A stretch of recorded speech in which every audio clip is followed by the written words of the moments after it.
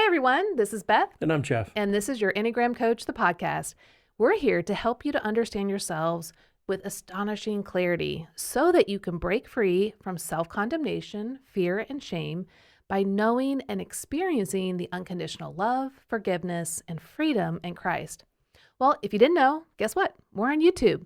So head over there. You can watch this podcast, but we hope that you'll like it and subscribe so you don't miss any new content that we release. Hey, today we're going to be talking about Type 7's wings, which are Type 6 and 8. If the concept of wings is new to you, we suggest going and heading back to listen to episode 160, where we explain what the Enneagram wings are in more detail. Essentially, wings are the two types directly next to your main type. That means that 7s can't have a 4 wing or a 1 wing. It's just the two numbers next to it. So I'm a Type 6, so I've got 5 and 7 as wings, and Beth here's a Type 9. She's got 8 and 1 wings. Yep, absolutely. So today we're going to talk about the Type 7 wings. Now, your main type is the driving force behind why you think, feel, and behave in particular ways based on your core motivations.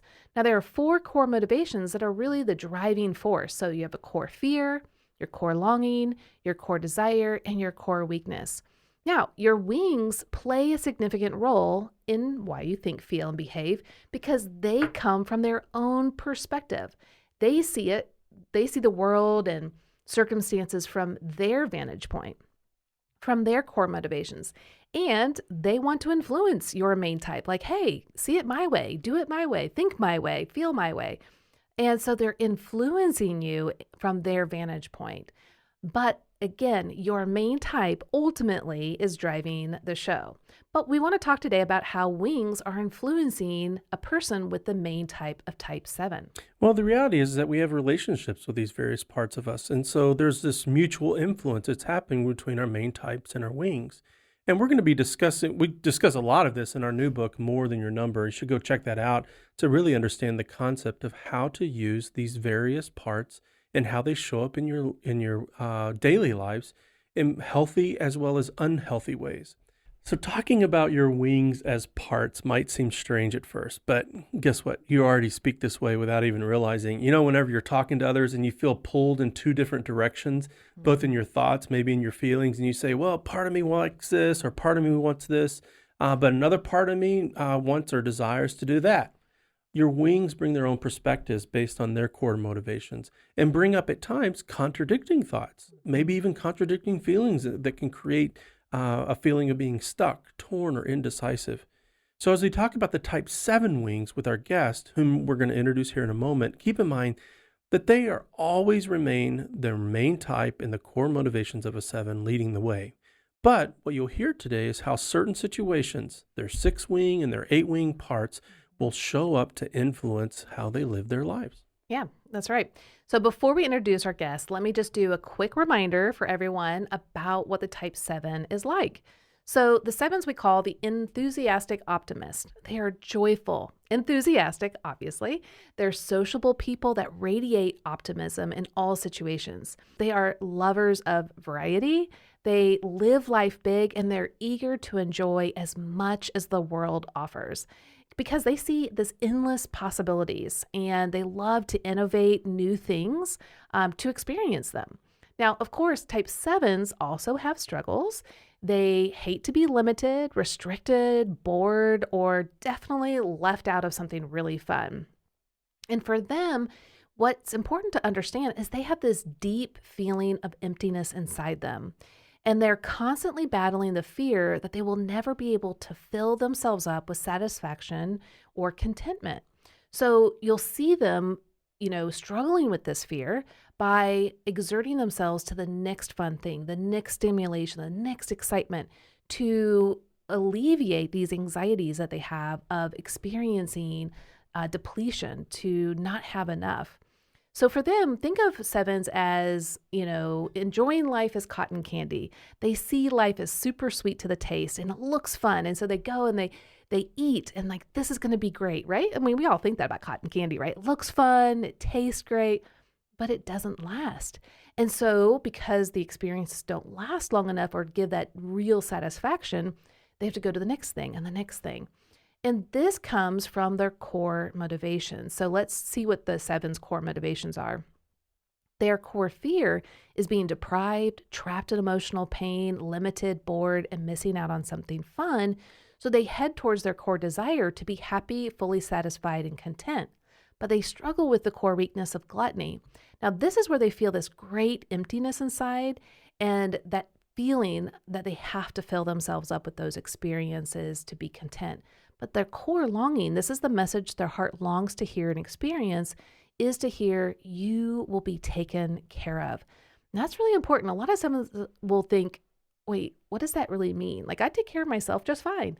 They actually really long for someone else to help them to feel that fulfillment, that they're not always on their own to try to get it. And to actually experience fulfillment and satisfaction would mean the world to them. Hey, our guests today are Marty Desforges and Melissa Corkum. Thank you both for joining us today. And so why don't we start with you first, Marty. Tell us a little bit about you and why you ended up becoming an Enneagram coach and got into this whole Enneagram thing. Mm-hmm. Yeah, absolutely. So I was first introduced to the Enneagram by my mom back in like 2016. I was really into anything Wow. personality. Yeah. That's a little bit different. Usually these days it's kids telling Yeah. their parents about the Enneagram. So I know. Right. She pulled out this old book in like the back of her closet, and it was The Wisdom of the Enneagram, and Uh-huh. I just was obsessed with it. And I remember awesome. getting to 7 and was like, wow, I have all my problems are on paper in front of me. And it was also like in my very early 20s, which was when I feel like I've been the most 7-ish in my life. And I was like, Sure. wow, this is pretty crazy. And I been just studying it ever since. Mm-hmm. And then finally back in, I think it was October, that's when, Okay. registration opened up for YEC. And I had no idea it was the last day to sign up, but I had met with Adam and he's like, "Today's the last day." And I was like, "Oh no, I gotta act fast." Aw. So I jumped in and it's been fantastic ever since. And I'm so pumped to be a certified coach now. Yeah, Oh, that's well, super cool. congratulations. That's awesome. Well, Melissa, welcome. We're glad you're here. Tell us a little bit about yourself. Well, thanks guys for having me. And I am an adoptee, an adoptive mom, and co-founder of the Adoption Connection, where we serve adoptees and their families. And I first heard about the Enneagram on, I think, Where I Find All Great Things, which is another podcast. And, immediately got curious. I did all the things wrong. I took a test. I typed to other people. So I feel like anytime I introduce someone to the Enneagram, I start with this like long list of disclaimers. Like it's like the first thing I want to say out of my mouth. But anyway, in 2020, early 2020, right as the world was shutting down, I think you all were opening a cohort of YEC, and I thought, well, this is a fantastic like COVID project to get certified. And my business partner at the Adoption Connection and we did it together, and so that was super fun. And so we mostly coach adoptive families, adoptees, and adoptive parents because this has been the tool that helped me untangle my adoption story the most. Like there were so many things about my story that I didn't understand in relation to other adoptees that I had encountered, including my siblings. And the Enneagram shed so much light. I had so many puzzle pieces kind of like click into place. So yeah, it makes me super excited. And same thing as Marty, like, went really deep, really hard, read as many books as possible, listened to as many podcasts as possible. And then my story is I think because I was in a season of stress when I first learned about it, just because I was looking more at the behavior checklists than really those deep motivations. I was pretty sure I was a type 1 for a long time. And then it took a Okay. lot of Yeah. listening to other stories and like crying through enough interviews where I listened to other 7s and me going like, what the heck was that all about, for me to be like, oh, maybe you're a 7. Right. Yeah. That's That is true. fascinating. Well, I really appreciate you bringing up the fact in regards to adoption. So I was adopted as well, and had the privilege of sharing last fall at a conference called Replanted about, particularly as it related to, because I found my biological mother I was raised by white parents, and they didn't know what my racial heritage was. They had a clue, but it was interesting growing up in that, and so they wanted me to speak to the issue of race as well as finding my biological parents. But I don't know. I'm really surprised by this. I don't think I actually thought about it through the lens of being a 6. No, I think you have. I think why you're probably taking a step back and thinking about it right Yeah. now, wondering, is because Melissa has siblings and you were the only child. So she was kind of seeing, in a sense, kind of comparing like what was the differences. You didn't have that to process. Plus, you weren't maybe as close with your parents to even process. But Sure. you have, in the sense of that feeling of loneliness and abandonment, like Yes. the attachment styles, has also helped you in connection with being a type 6, Yep. helped you to go, oh, yes, not only being adopted would I feel this way, but as a 6, I feel this way. So it I combines. think I remember what it was I was thinking when I prepared it, because I wanted the presentation to be personal rather than professional. So I wasn't getting on stage as the Enneagram guy. Right. I was getting up there as Jeffrey. Yeah. And Jeff, can you ever separate the Enneagram from anything? Isn't that just I what know. runs through your head for every single thing? Yeah, I mean, Really? people wonder, like they'll say stuff like, "Are you guys typing me?" Like, "No, we're not typing you." Yes, You're we're typing lying. you. We're always typing someone in our heads. Yeah. Well, and to be fair, Jeff, I don't think I really faced a lot of my own story until I became an adoptive mom and Wow. and came So we need to into adopt a child. There we So that that trust me, it'll solve all your problems. Yeah. So anyway, I mean, it right, weird and long journey, but just so helpful. Oh, Yes. That's amazing. Well, thanks for bringing that up. That is really, it's really powerful for sure. Yeah, thank you both for showing up and bringing all that you are to this conversation, particularly about wings. So it's common for people to talk about their dominant wings, which is the wing that they use most often. And many out there believe that they only have one wing, but it's not actually the case. Just as a bird uses both wings, so do we. So today we're going to be talking about both wings because it's important to recognize when they show up in our lives. For the type 7s, that means type 6 and type 8 are showing up, and those can play a great role in their lives. When we discuss each wing, let us know if one of these is more dominant for the two of our guests more than the other. So let's start with the wing 8. Its core fear is being weak, powerless, harmed, controlled, maybe vulnerable, manipulated, and left at the mercy of injustice. Its core desire is to protect, particularly those in your inner circle. This part is self-reliant, protective, independent, strong, blunt, and has a take-charge attitude. It supports your main type by using its passion, determination, and strength to help you gain all that your heart desires.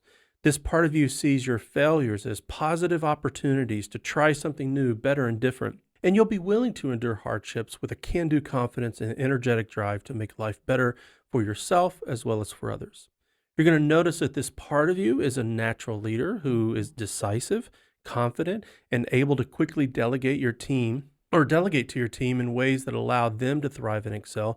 And it is courageous and willing to ensure safety and provide protection for those you lead.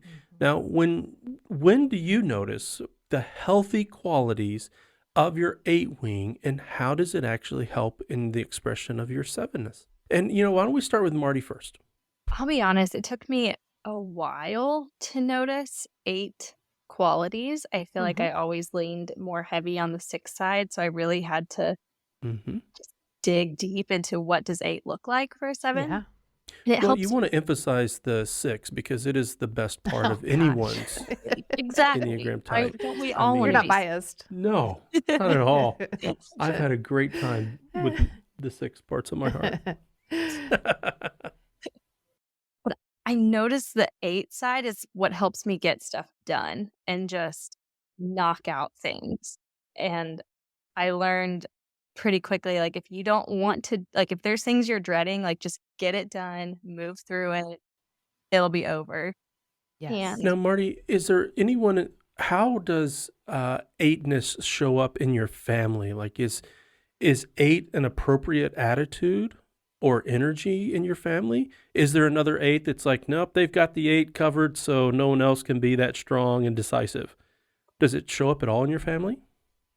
I don't know if it I will say I'm pretty sure my mom is a 9, so she's very much she's that softer energy, and I will say I definitely think 8, like, characteristics are probably more discouraged, like, definitely if you don't have anything nice to say, don't say it, be really polite, be really empathetic.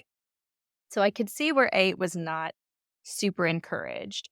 The hard working, get stuff done was encouraged for sure. Mm-hmm. Oh, Mhm. that's great. I mean, I'd say that in our family. Oh, yeah, for sure. I Even mean, though I bring out the 8 sure. quite a bit, but But yeah, I mean, I can think of just conversations with Nate that I've had where I I double down on why he should be cautious. It's not like you yeah. go for it, man. Yeah. Live or die. Yeah. I'm actually the one that's more like, yeah, go for it. That's right. Wow. Interesting. Well, Melissa, how does the 8 part of you show up in healthy ways? Yeah, well, we all know each other, I think, or know ourselves sometimes the best by like the unhealthy aspect. So this part is actually harder for me. Although I will say I often introduce myself as a 7 with a really healthy move to 8. Like in terms of like it's my big wing. Like I like the opposite of Marty. I think it took until the last couple years for me to be like, oh, like that behavior that I've had for maybe a long time, like, oh, maybe that's a 6 thing. I've just always resonated so much more with 8 qualities, so much so that when I first read an Enneagram book, and I think it was one that went starting with 8 and ending with 7. So I think it like did the body types first. I read 8 and I thought, okay, like that could be me. Um, and so I think where it shows up is in leadership roles, that when I'm a healthy leader, I'm tapping into that 8 wing. Um, but I think I could probably come up with a lot more stories for the unhealthy 8 wing in me. Yeah. Now, I'm curious for the both of you. Does any family members or close friends, spouses maybe, does anyone can they identify when your 8 wing is present in the relationship? Oh yeah, I'm sure it's the bossy me. Like I'm sure for my kids, it's bossy mom. My brother is an 8, and so I think about my mom is also a 9, like Marty's, and how her first 2 kids were a 7 and then an 8. And of course, we knew nothing about the Enneagram then, but it explains so much about her struggles, right, with the 2 of us, because I mean, we were running the show and we had more, and we could out energy her and outlast her and out stubborn her. Um, and so actually stubborn, that's one of the things I think that has served us well in parenting, is that when it comes to consistency, when we decide that we're going to put our foot down about something, then we're really unmovable. I'm actually married to an 8, as it turns out, and it took us a while to figure that out. He's a softer, more socially dominant 8, and I think I never gave him like credit for being an 8, because people always talk about 8s as being maybe a little bit more intimidating, bigger personalities. But I think what happens is when you are also in that same big personality group, like if you're a 7 with a really big 8 wing, or if you're another 8, that you don't experience 8s the same way that the rest of the world does. And so I was hearing other people explain how they experienced 8s, and I don't experience him in that way. But I also have met almost no 8s that I experience in that Hmm. way, unless they're Yeah. super, Yeah. super unhealthy. And so then I was Right. like, oh, that makes sense. Like, Mhm. yeah. So there's a lot of big energy in our house. Well, yeah, and that makes sense. Like if 8 is more of your dominant wing, 7s and 8s are assertive types, and so it makes sense that an assertive energy around you isn't going to feel the same as it would me as a type 9. I'm going to definitely feel that intensity. And again, as a mom, yeah, definitely try to tamp it down. Like, let's all just be calm and kind. Mhm. And everyone else is like, what? No, we need this energy, this excitement. And it's like, Do we really though? Well, if you look back in our episodes, we've talked to sometimes the misunderstood types, and that is Yeah. 8 women. And so Yep. it could be at times. Yeah. Have you felt discouragement for even allowing that part of you to show up, like bossy mom or bossy sister? Um, I think probably more in like public arenas. I mean, for sure, like no kid likes the bossy mom, for sure. Yeah, but Unless I she's think bossing bossy in other general, people. unless she's bossing other people, maybe. Yeah. But I think that's the thing, right? Like the unhealthy bossy type is, I think, the most recognizable, maybe unhealthy quality Sure. of the 8. And that is like a descriptor. Like I think, natural leader is like the nice way Mm. people described me as a Yes. child. And then like, bossy was the Yeah, that's true. Okay, well, so then let's dive into the unhealthy space for type 8s. Yay. I know, right? That's the one thing about the Enneagram that's different from all the others. Like, you don't really get into, like, let's talk about the negatives of being an extrovert. Right. No, it's just the positive, and you That's true. accentuate it, Yeah. right? But But the not one with the thing, Enneagram. it just got a dark it goes, side. yeah, it goes right there. But it's a non-judgmental friend, Sure, so that's we want to right. use it in that way. But when we're looking at the unhealthy characteristics of the wing 8 and the wing 6, we want to remember that they have good intentions. They're not out there just trying to sabotage our life. They just happen to be misaligned in the moment. And they think that their way of seeing the world and interpreting it and giving you advice on what you should do is helpful. But they just don't realize that it's actually misaligned and unhelpful. So a 7 with an 8 wing that isn't as helpful and isn't as healthy, they're going to be really assertive and high energy. I mean, this is going to be one of the most energetic. It's a lot of energy. It's a lot of energy. Both types want what they want, and they want it now. And so you're going to feel that intensity, that passion to get like adrenaline highs and to get what they feel like they need right now in the moment. They're very impatient. They're not going to wait around to make sure that you get their needs met. They're going to ensure that their needs are met through demands and insistency. And they can become pretty critical and impatient with those around them. So you'll kind of feel this passionate plow of plowing over people. But because 7 is in the lead, you're going to find that it's more charming. It's going to be more reframing or excusing their behaviors like, well, but I need this and I need that. And it's going to make people like agree like, oh, well, I guess that's true. And people will go along with the 7 with a strong 8 wing probably a lot more than an 8 with a 7 wing, just because the 7 is leading and bringing a lot of that charm and excitement. But also the spin on it is so kind of just intriguing for the other people. Like, well, I guess that's true. Yes, we have to do this. And this is going to be the best thing that's ever happened. And so people almost don't have a choice but to follow the lead of a 7 with an 8 wing. But it doesn't mean it's always good or helpful, because the 7 is just seeing the positive ramifications or consequences, or at least they think it's going to be positive. But in fact, it might not be. And so I'd love to hear from you guys. How has your 8 wing, with that kind of spin of the 7, really try to plow a path to get what you want and to get it right away? Yeah, I have an example that comes to mind for me. I was when I first graduated college, I had just kind of turned down grad school and didn't know what I was going to do. It was kind of the first time in my life I had free time, which is like a blessing and a curse for a 7. I was like, "Oh my gosh, I'm bored. I have to fill everything." And I think it was Enneagram Institute that said it. It was like the 7 wing 8 is living life like a tourist almost.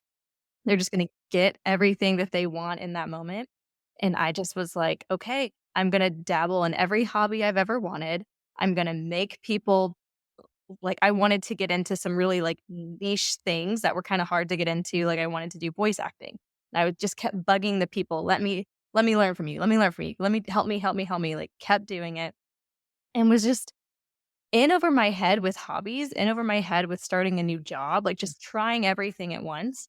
And the 6 side was completely shut down because there was like no fear. And it was like, get what you want now. And if you don't, we're going to be in trouble. Mm-hmm. And yeah, Wow. that's where Now, my brain Melissa, goes. you were agreeing a bit. You've experienced this part of yourself as well. Yeah, I was thinking like the overcommitted person, I can Mm-hmm. resonate with a lot. Like too many yeses, not enough nos. And I think the other part is confidence, which I think is one of the pluses of it can be healthy, is to have the confidence to be in a tough position, meet new people, any of those things. But I also feel like an unhealthy 7 with an unhealthy 8 wing is also confidently wrong. Yeah. Mm-hmm. I am confidently wrong with my fiance probably every week. And so we come in with so much confidence. We think fast, we make decisions fast. But when I make a decision, I have all the reasons for why I think I'm right. And I won't even show that little bit of 6 wing. I'm just like, this is what we're supposed to do. And I'll convince you for why. And then, every once in a while you have to like back that up and be like, okay, I was wrong. But people were like they're so blindsided, right? When we end up like down some dead end road, or worse, like, crashed and burned, because we lead like we're like, yeah, this is going to be great. And even if there's like a smidgen of doubt, it's so easy to suppress that. And so just confident down the path, whatever it is. And sometimes it's great and sometimes it's not. Yeah. Now, were you two ladies the team lead in your friend groups? No, definitely not. Hmm. I had a really good friend 8, and she was Oh, there like we go. the leader. Yep. Which I loved, because she would but I think she had a strong 7, so she wanted to do a bunch of fun stuff, and I was like, all right, let's Yeah, go. and she loved you because you were like, yeah, let's go for it. And like you Yeah. guys That's just, fun. yeah, Yeah, that's great. that is so fun. And just to let everyone know, the defensive mechanism for the 7 is rationalization. So you're going to rationalize why your ideas are the best ideas in the world, in the moment. And so, like you said, I can be positively wrong, and there's consequences later. But in the moment, you are absolutely believing that your path and your way and the direction you should go is the best way for you and everyone else. And you have all the reasons. And even when you crash and burn, you reframe so fast that like it's really, unless you're really healthy, it's not a real humble like, oh man, guys, like this, like we shouldn't have done this. It's like, I mean, it's not really that bad. Here's how we're gonna pivot and like make the best of it. And moving on. We tried. At least we tried. Right. And that is the perfect example. So if anyone is out there and they're wondering, or they know of someone that's wondering, am I a 3 or am I a 7? 3s absolutely believe there's failure. And 7s are like, failure? What? No, this is just a new opportunity. Like, we can make this great, or we can pivot, 3s are like, no, there's no pivoting. It's either you succeed or you fail, And so I love when I hear from 7s, because for them, they really are like, well, let's just make something great out of this. Okay, so let's move into healthy 6 and kind of like get a feel for what 6s are like. I appreciate this, because you're going to spend a moment talking about me at my best. Yes. Thank you. So just tell me how great I am. Tell you. Okay, great. Okay, so people might be surprised that your 7s have a 6 wing, because 7s are the most spontaneous, optimistic. They're ready to go for all the experiences. They're not going to hold back. Well, that doesn't feel safe for the 6 part of their heart, because 6s, they have the fear of fear itself, being without support, guidance, security. They fear being blamed, targeted, alone, and physically abandoned. But they desire to have security, guidance, and support. So one thing to know about 6s is that they're very reliable, trustworthy, and they're great troubleshooters. And when you kind of see that in combination with the 7, it's remarkable, because 7s sometimes aren't as reliable because they're always bouncing from one thing to the other. But when they bring that 6 wing into them, it really is remarkable, because they're going to be fun and reliable. They're going to bring up new possibilities, but trustworthy at the same time. And 7s and 6s, man, they are fast thinkers, and they can adjust at any moment with this troubleshooting mentality. But with the 7 in the lead, they're going to be more positive about it versus more fearful. Also, the 6s bring a sense of commitment, loyalty, and being a very faithful friend. And so just realize that the 6s, the underlying everything is this anxiety of, well, what could happen? But the sevens are going to bring more of a positive spin to it. So what you're going to see with the healthy six is, oh, I have the courage to actually go and do. And even though I see some of these hindrances, it's going to be okay. Let's take the courageous step to move forward. So I'd love to hear from you guys. How has the six, the committed, the faithful, the dutiful, helped ground your type 7 while also still being fun and excitable, trying new things in all areas of life? How has this affected you guys? Actually, even just as you were talking, Beth, I was like, oh, maybe that's also another part of my six wing. So I'm like constantly even having like, I'm introducing myself to new parts of my part 6 all the time. And one of the parts of 7 that I didn't always resonate with was kind of that like fear of commitment. And, I think like I got married pretty young. I've had friends that are lifelong friends. I don't make a great employee, but I committed to running a business, different things like that. And so I'm like, oh, maybe that was a 6 coming out. So 6 things. I also think it's the part that, even though it took us almost 20 years, like finally got us to do like our estate planning. Cause when people talk about like the reasons why you should do such things, like it's very easy for me to buy into all of that, to all the things that could happen if in fact something happens to you and you don't have those things in place, and so that things like that, I'm very easily sold to, I think, through that fear mechanism. Yeah. Yeah, that's great. Marty, what about you? Yeah, I really love the 6 swing. I'm not gonna lie. I feel like it just keeps you out of trouble at times. It can be kind of like a warning sign of like, hey, that may not be a good idea, or It's hey, interesting. I have a strong 7 wing. I call him El McCordo. He And doesn't do that. he does not keep me out of trouble at all. But it's the opposite, right? So That's right. It is the opposite. Your 6 part does that plenty. But yeah, so Marty, I'd love to hear more about. My dad is a 7 with a very strong 6 wing, and I can completely see how the 6 part of his heart is that warning, though I guess he is married to a 6 as well. That Sure. warning system. He's well coached. Be careful, be careful. Yeah. But how has it kept you out of trouble? Yeah, it's helped me be really responsible. And I think I learned at a young age, like, you had to work hard to get where you wanted to go. Like, school was really hard for me. Like, I had a learning disability. It was not easy. And like my parents too, but that 6 side of being like, you're going to have to work hard. You're going to have to be responsible. Like, if you're going to get where you're going to go, like, you have to keep your stuff in line. And I think sometimes when I read 7, I was like, I don't always resonate with just completely being so off the wall or spontaneous. I was like, I feel like I'm always up for a really fun, but like comfortably safe adventure. Yeah, Like it's that's gonna a great be, way of putting it. it's gonna be fun, but we're gonna be safe at the same time. So it's like Mhm. that they conflict a lot, but like Sure. I see Yeah. them come through. Yeah, it gives you that kind of, it seems like that sweet balance between positivity and fun and being able to go out and try new things, but also being more measured so that you're Yeah. not literally bouncing off the walls and not getting things done. So yeah, it can be such a beautiful blend for sure. It's like the work hard, play hard mentality. Yeah. I was like, I always resonate with that. It's like you're gonna work Mhm. hard and then you're gonna have fun. Like Yeah. Oh, that's so good. That's a great way of putting it. Yeah. All right, so Jeff, let's go into the less healthy parts. Yeah, thanks for of saving this 6. section for me, Beth. I really appreciate it. Not that you're familiar with any of this. Well, as we describe the unhealthy characteristics of the wing 6, remember that it does have positive intent and is trying to protect our hearts from being further wounded. And it's doing its best and needs you to see its good intentions and to bring the message of Christ's grace and healing. So, an unhealthy 6 wing can express itself in your anxieties, insecurities, dissatisfaction with something or someone hinders you from getting what you want. It can also make you suspicious of others and will test their loyalties to see if they'll meet your needs or avoid them entirely to pursue what you want. When you're preoccupied with your desires, your 6 wing will try to predict anything that might get in the way of obtaining them.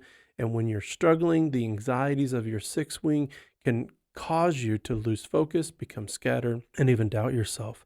So give us some examples, and we'll go back to you, start off with you, Melissa. How does your 6 wing maybe show up in unhealthy ways?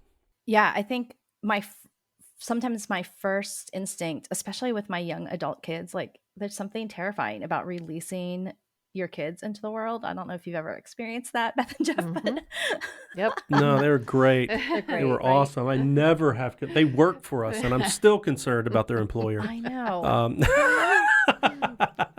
So like our son, married, has a kid, like, I mean, fully an adult, and I know all of these things, and is buying a house, and like didn't really loop us into the process. And Oh, so when yeah. I thought about it, like everything, like all the six came out. I was like, I mean, we could have come to the home inspection. Why didn't you talk about this to mom? Like, you're young. You've never done this before. We've done this so many times. You should have asked us. Mhm. What if, and then it's like, what if? What if this house like yes. is like, what if you waste all Yeah. this money? What if this thing happens? What about this thing in your life? Did you think about this? Like, I mean, it's just awful. And it's definitely not, it is not the mom that they want by any stretch of the imagination. And I've gotten better at having those conversations internally with myself or with my husband, and a little less with them. hmm But I mean, like Six Wing jumps out and is like, whoa, hold, like, hold up. Where's the Sure. checklist? So Mhm. Yeah. Now, do you like that part of your heart? um it feels very inconvenient to the 7 and 8 parts of me. Yeah. Like, Mm. yeah.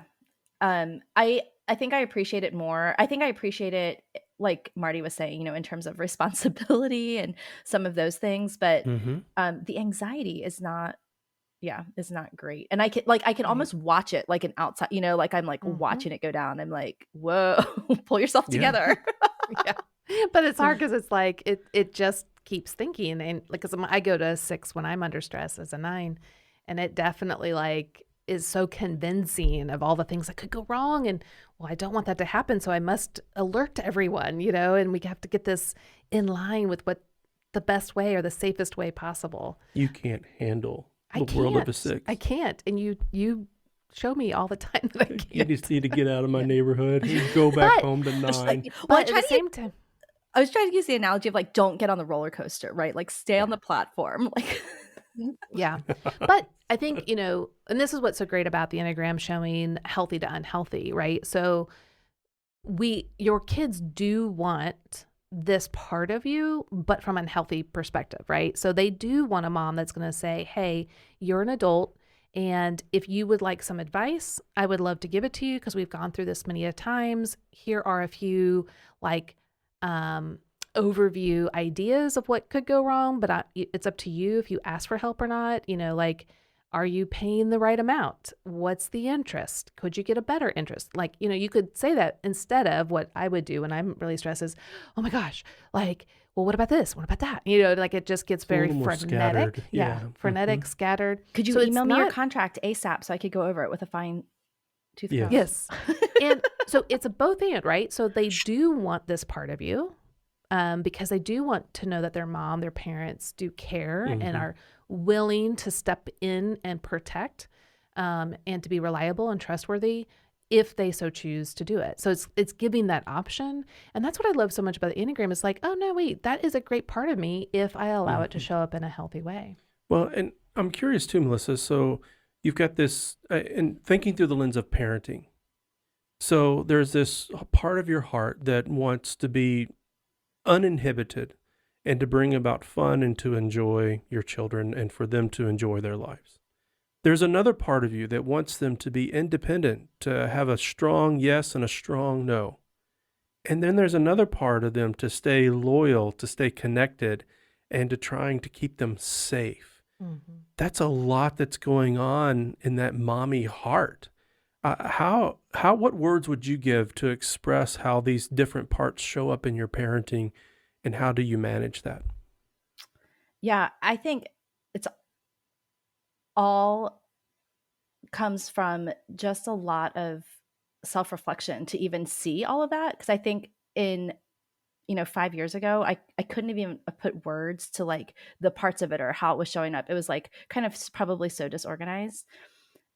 But I think the other part is like going back to the core motivation, which is always so humbling, right? And I mean, it's definitely about them. Like, I don't want them to go through things that, like, you want to protect them. But when it comes to motivation, like, honestly, like, part of it's because I don't want to have to deal like with the inconvenience to me. Like, I don't want to have to deal with their big feelings about their like when it goes wrong. Like, honestly, this one particular kid that I'm talking about will like handle it like a champ if they walk into a situation and 5 years later like that wasn't great. Like, it just happened again and again where he rolls with the punches and it actually doesn't even come back to me. But we also have kids where their missteps do come back on like help, and then I'm like, then I feel like dude, we could have avoided this. Like, the 7 in me is like,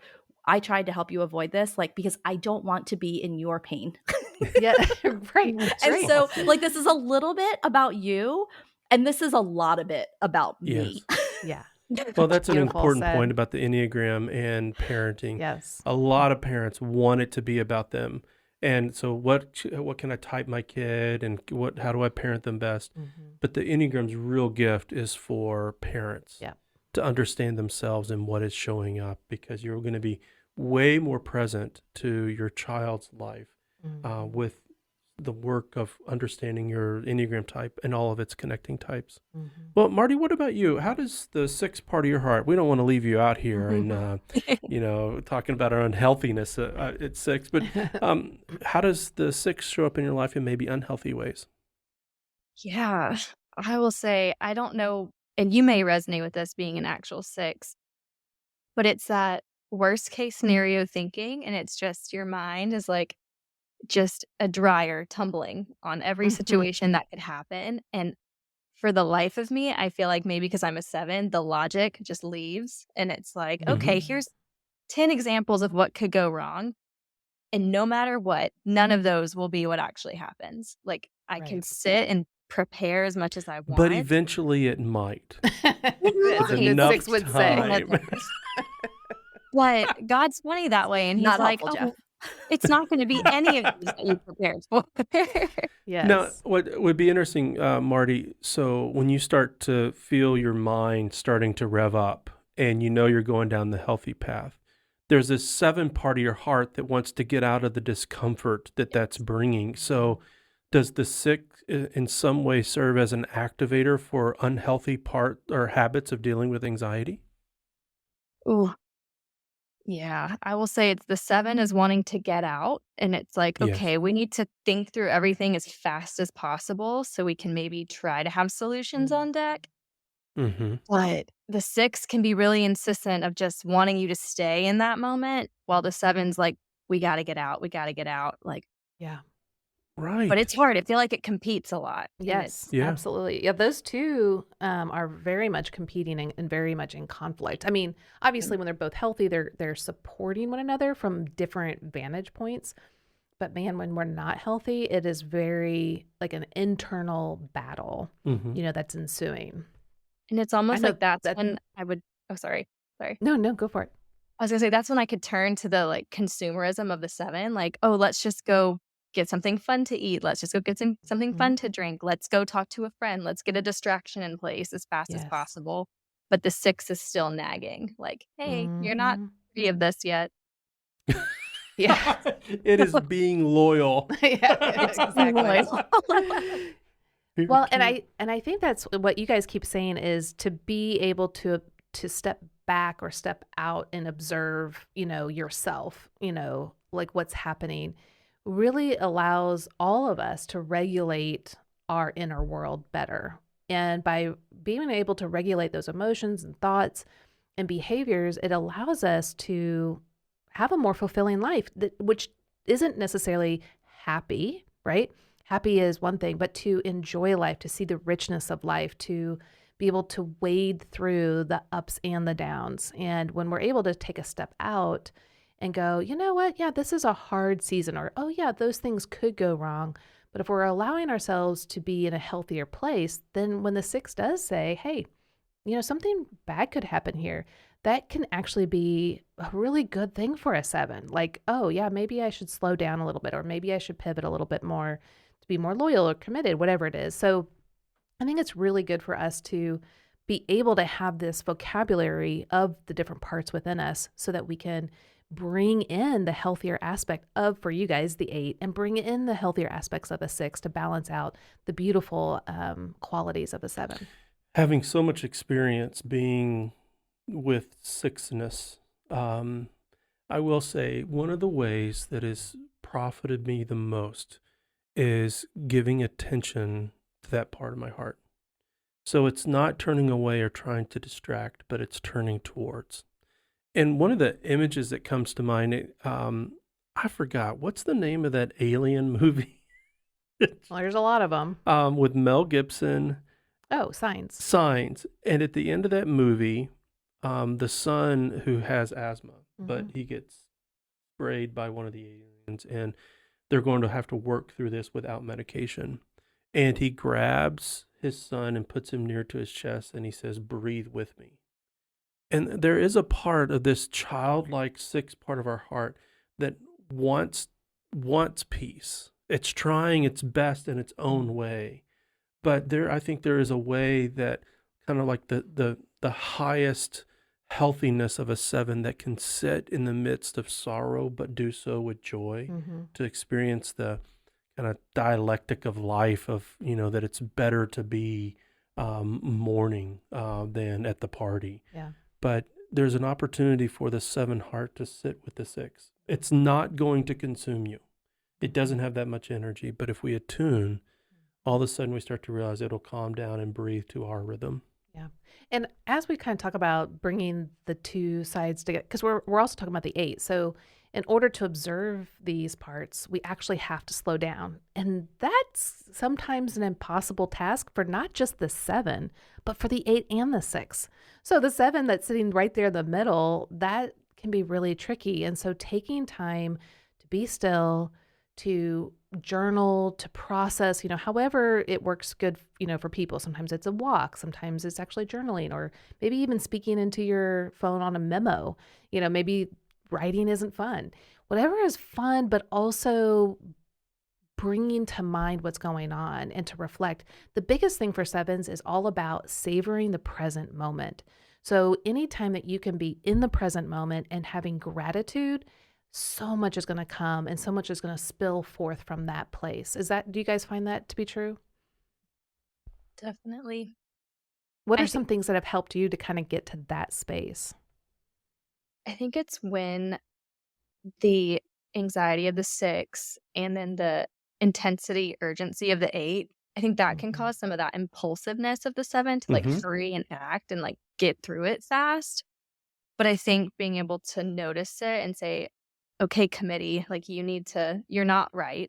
You don't know everything. Like you're okay. And telling the 8 to calm down, but also to be like, I'm good where I'm at. And just kind of like listing reasons why I am grateful for what I have right now, even if something bad were to happen. Like just kind of taking a minute to slow everything down and be okay if I can't solve it within even 24 hours. Yeah. Just And what is slowing the difference, do you think? Because reframing is the defensive mechanism. What is the difference between reframing and bringing kind of a sober reality, like a mindfulness and savoring the moment? What do you think the difference really is there? I mean, I feel like the reframing is sometimes it's like grandiose. It's like too fluffy, but then that piece of being like, I am stressed, but I'm also thankful for what I have, and being as real as you can, and maybe like write down tangible things that you're thankful for and not just being like lofty with it, if that makes sense. Sounds like you're like, maybe it's just more grounded and authentic of Yeah. both the highs and the lows, and being able to see through all of it versus just looking at the positive. Would that be true? Yes. Okay. Absolutely. Melissa, what about you? Yeah, I think yoga has been really helpful for me because it's moving. So it doesn't require like stillness, but it's kind of this like grounded, more intentional movement. And then as I practiced that more, I was able to add a practice of centering prayer, which kind of also looks like meditation. So like stillness, silence. And I think that helps quiet the unhealthy parts of the 6, right? Because there's this like rest of like, you can rest in God's providence, like you can be still. Sometimes it invites the healthy parts of 6 because it requires you to slow down. And so sometimes ideas and things that the 7 and 8 are running with in times of that kind of stillness, I'm able to wrap my head around, oh, like what are the things you should be thinking about? Like why might this not be a great idea? Or what are the parts that you have to consider to continue to make it a great idea? And yeah, so I think those two things. And then in terms of like that balance of reframing,